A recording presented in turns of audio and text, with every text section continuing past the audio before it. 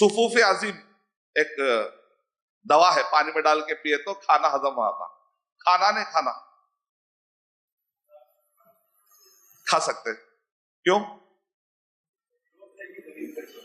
یہ عبادت، علاج کا تعلق اس سے عبادت غیر محضہ سے ہے، تو روکنے کی دلیل ہونی چاہیے. اگر آپ کہتے نہیں بھائی اس کے اندر ایک خاص قسم کا نشہ آتا ہے جب آپ پیتے ہیں نا، تو آپ کو نشہ آتا ہے، اب کیا ہو جاتا ہے وہ چیز حرام ہے. اگر آپ کو یہ ثابت کر دے کہ یہ دوا پینے سے نشہ آتا ہے اور اس کا آلٹرنیٹ بھی موجود ہے، تب تو اور بھی کیا ہو جاتا ہے وہ چیز اور بھی کلیئر حرام ہو جاتی، کیونکہ اس کا نکلنے کا موقع ہی نہیں ہے. میں مجبوری میں کرا صاحب، جبکہ اللہ کے نبی صلی اللہ علیہ وسلم کے زمانے میں ایک شخص نے آ کر کہا کہ مجھے شراب پی کر علاج کرنے کی اجازت دیجیے، تو اللہ کے نبی صلی اللہ علیہ وسلم نے کہا وہ تو دوا نہیں دا ہے، وہ خود ایک بیماری ہے، اس سے کیا علاج ہوگا. اس کا مطلب علاج اس کے اندر اللہ نے نہیں رکھا، اس کے اندر شفا کا راستہ نہیں رکھا. اس کا مطلب کوئی اور راستہ ہوگا جو ہم کو تحقیق کرنا ہے، ریسرچ کرنا ہے. جب راستہ بند ہوتا ہے تو کریٹیوٹی شروع ہوتی ہے، جب راستہ دے دیا جاتا ہے تو آدمی کے اندر کریٹیوٹی ختم ہے.